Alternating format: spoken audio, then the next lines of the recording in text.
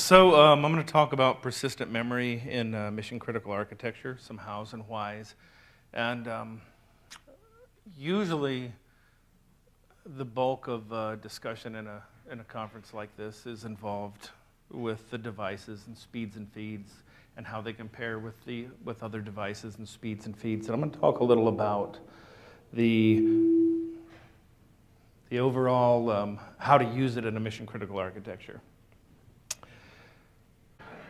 Safe harbor, I don't know the future. I'm telling you my opinion. We'll go from there.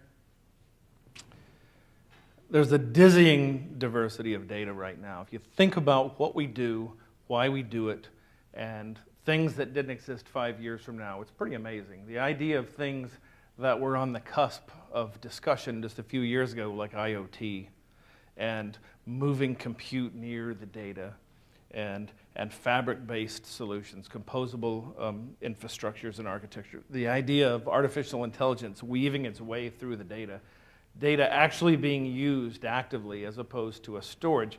We use the word storage. By the very nature of the word, we're talking about packing things in a box and sitting it aside, but it's not the case anymore.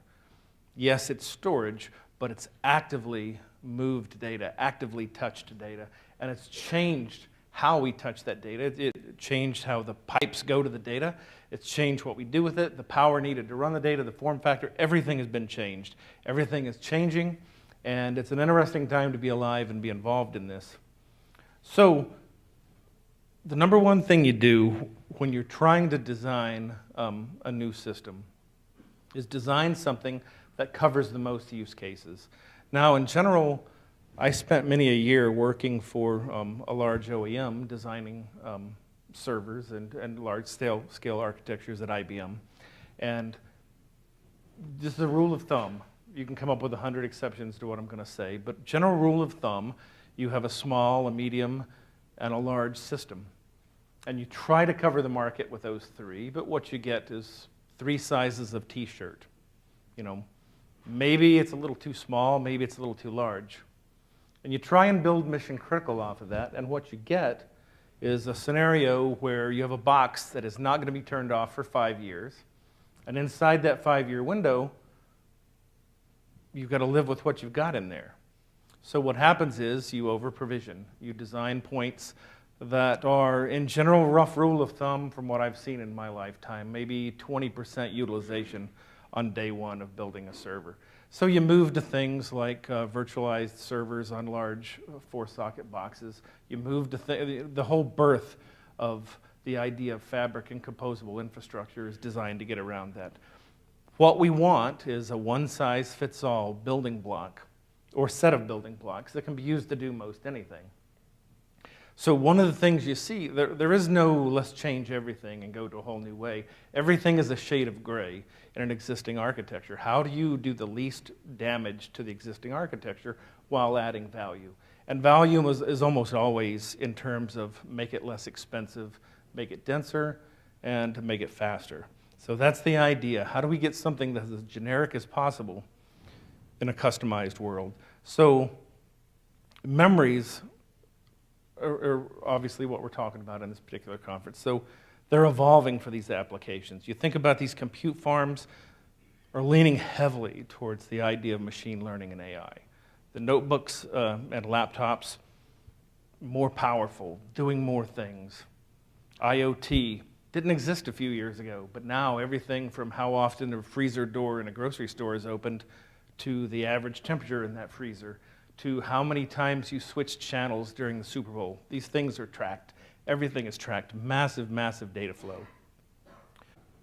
Mobile apps. Powerful, powerful, powerful. I do things on my phone that I couldn't do on my home PC 10 years ago. It's pretty amazing, and it changes what's needed. It changes the amount of DRAM. It changes the amount of NAND that goes in a box. You put all this together, and you've got to find ways to affect the solution, not just narrowly, but in a massive, wide-scale way. Now, as I said, none of these things, DRAM, NAND, HDDs, none of these things in and of themselves completely flip the industry. I always found it amusing at, say, Flash Memory Summit, particularly in the early days, with the calls how NAND would step in and hard drives wouldn't exist in 5 years. Obviously, that didn't happen. Obviously, it's not going to happen. When I first came to work at IBM, I don't know, what has it been, 25 years ago, 20 years ago, long time ago, we talked about the impending death of fiber channel.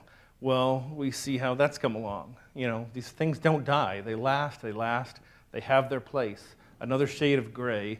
Things move slightly. There's ripples in the design, but they're still there. So when the idea of persistent memory coming along, it's not going to replace DRAM. It's not going to replace SRAM. It's not going to replace NAND, but it's going to find its place in the hierarchy.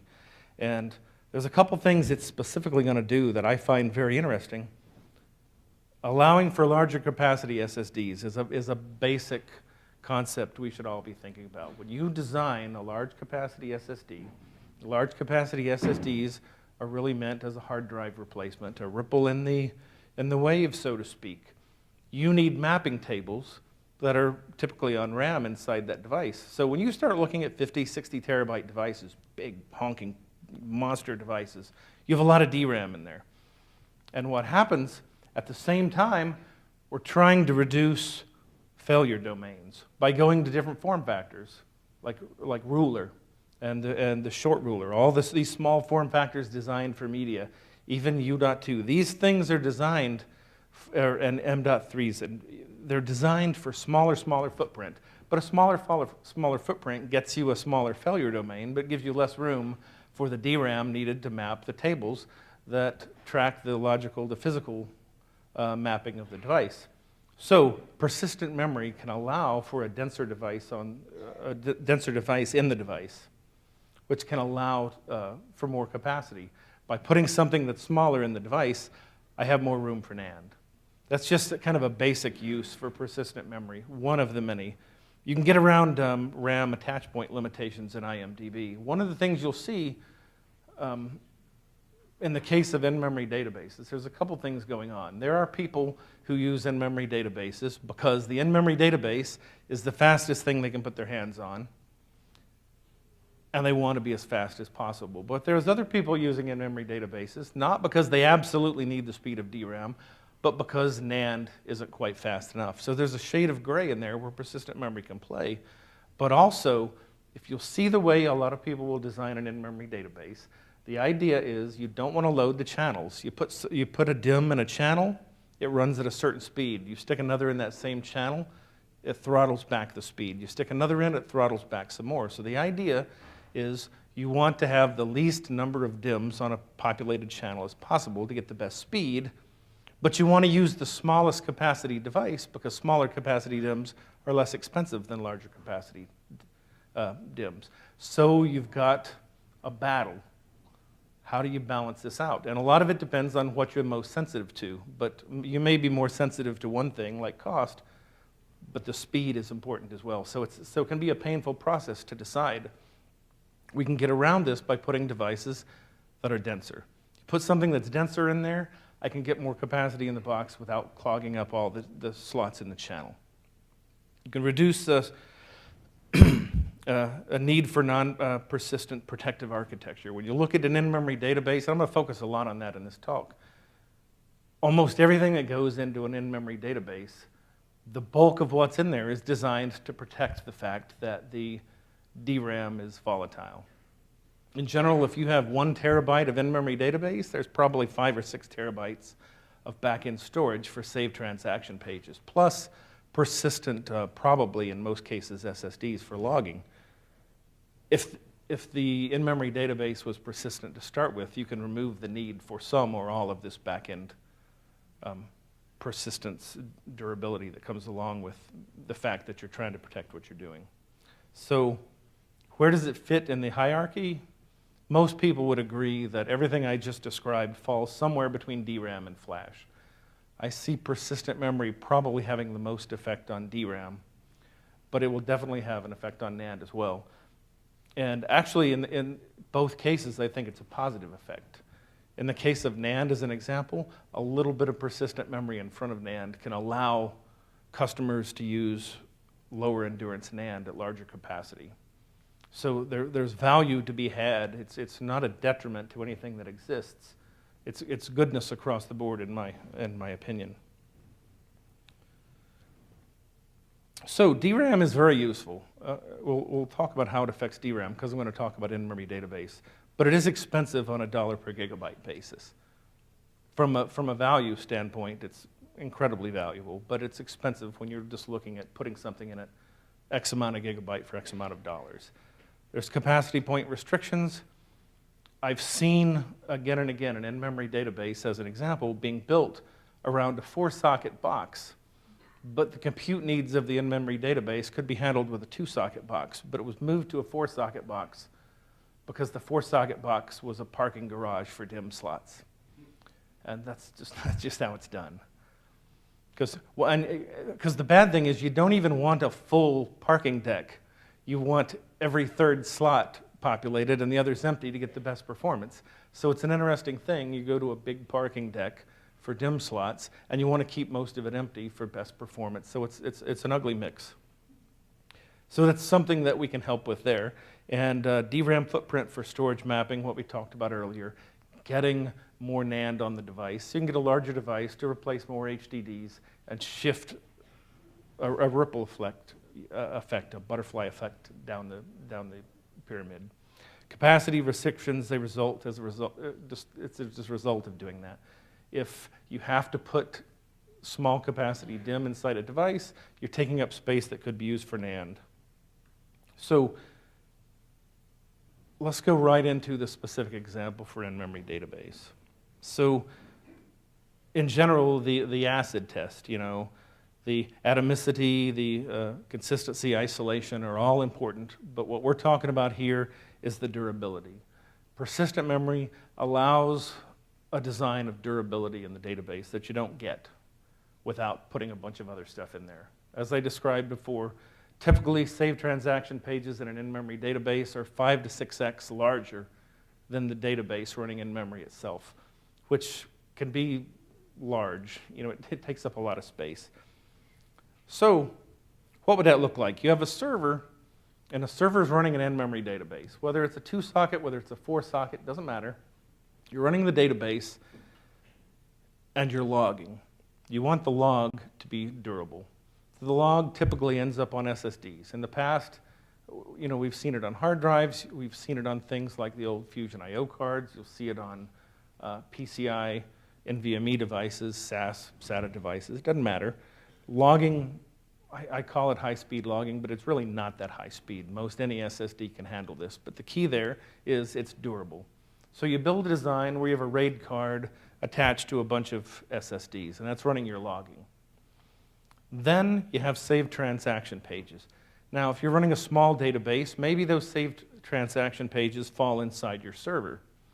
As the in-memory database gets larger, they spill out of the server. Spilling out of the server, you've got 2 options. You can do a DAS attach. Some people do that. You'll see designs where you'll have SSDs for logging attached to a RAID controller. You'll have a RAID controller or erasure code HBA attached to drives inside the box. And then you'll have a third external controller running devices in a DAS config. So you may have a large in-memory database with 3 different RAID controllers running 3 sets of drives doing 2 separate things. And all of this is 5 to 6x larger than the IMDb itself. Or there's the option to spill it into SAN. SAN is very handy. You can do a lot of things with SAN, but it costs a lot of money. Now, if the time comes that you build a persistent memory database, there's 2 ways it's going to go. Actually 3, but one doesn't fall into persistent memory. One, and we'll just eliminate that one right up front. If you absolutely need the speed of DRAM, you're going to stick with DRAM. But there's other people who are going to say, I just need something faster than NAND. If I can jump into a persistent memory database and move to persistent memory, and I can remove 6 terabytes of saved transaction pages by moving things to persistent memory, possibly move from a 4-socket box to a 2 because of my parking garage problems with DIMMs, I can do that. Now, there's another group who will say, that's not quite fast enough. I need something closer to DRAM speeds. And what we've seen, and I don't know what I can say publicly here, because I don't know what's public knowledge and what isn't, but A lot of work has been done on the space of how to take an in-memory database, break it up, and take the pieces that absolutely need to run at DRAM speeds and the pieces that absolutely don't have to run at DRAM speeds, parse them up, put a portion in DRAM, a portion in persistent memory, and get speeds that are almost DRAM-like. Not quite as fast as DRAM, so once again, another shade of gray in the grand scheme of things. If you don't quite need DRAM performance, you can save a huge amount of money by going with a denser media that moves you down the stack a little bit. So everything is a balance of what you need versus what's out there with respect to performance and capacity. So just briefly touch on the idea of SSD density can be increased. If I can move DRAM out of the device, same thing I just described, not move all DRAM out of the device, but let's say, for instance, I have a really large capacity device, and to make room to get the capacity point I need, I'm running DRAM at a footprint where half of my bits are logical to physical mapped. Well, you have performance hits because only half of your stuff is kept live in DRAM. If I could move the other half into a slower persistent memory, the hit to pull it in is a little bit better, footprint's a little bit smaller, and maybe I can manage, if I'm clever, to get another NAND chip on the board and boost my capacity a bit. Plus increase performance by skipping the hit of having to move to NAND to pull something off for logical to physical mapping.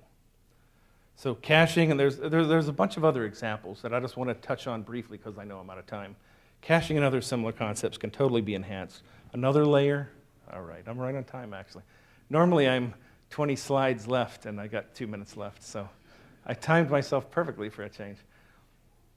So caching and other similar concepts can absolutely be enhanced. Another shade of gray, a tier of persistent memory, a cache of persistent memory that fits in. And as I said, one of the biggest excitement for me with respect to persistent memory is the idea of a persistent memory tier that holds data that runs really fast while alleviating pressure on back-end NAND. So you can start moving 4 bits per cell NAND into the grand scheme of the overall architecture. Now, one last thing, and this is a 2-hour talk I'm going to cover in 2 minutes, so I'm just going to touch on this. But persistent memory can absolutely find a home in composable infrastructure. The idea, what I described earlier, getting away from a 25% utilization on day one to give yourself growth. The idea is you build a fabric where you have a bunch of devices on that fabric, and you build exactly what you need today and dynamically grow as time goes on by attaching more nodes. There's absolutely nothing to stop us from putting a persistent memory node out there and sharing it for those who are willing to take the hit of the performance of the 8 microseconds or so that the fabric's going to bring to the table. And that's not for everyone. There's people sitting here saying, I'll never do that because that's too slow. But there's others sitting here saying, I could manage to pull that off and make that work. Very important. So as we move into persistent compute and storage with compute near the media on these composable infrastructures, everything that I just described with respect to using persistent memory at compute and storage inside of a standard server applies on composable infrastructure. If I have a box that has some intelligent storage NIC on the back end that's running local queries, whatever it happens to be doing, there's a place for persistent memory there. It just fits right in almost, I won't say transparently, but it's very readily usable in the space. So takeaways, and I'm finished. The explosion in data really means DRAM has problems with mapping in these small devices with lots and lots of capacity. Doing the logical to physical mapping is a challenge. Persistent memory can help there. The new form factors exacerbate this problem. IMDBs can totally be simplified with persistent memory. It has nothing to do with speeds and feeds. It has to do with the back-end protection to protect the volatile nature of the RAM. Persistent memory can absolutely play a role in composable infrastructure. I say here could, but I should be saying can. I had that safe harbor page earlier, so I'm now free to say whatever I want. It absolutely can play a role in composable infrastructure. It will, I absolutely guarantee it. Safe harbor. Architecture changes needed to allow for this growth are fairly minimal, and I'm looking forward to what we as an industry do with this, and thanks.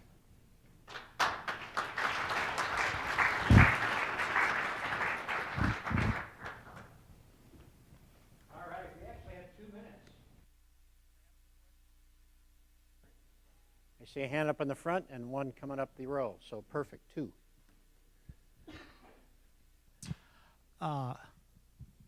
Do I have to identify myself? Please. Oh, okay, Kevin. If you're going to say something bad, so I can track you down afterwards. Oh, okay. Kevin Bracey, Bracey Computer Labs, myself.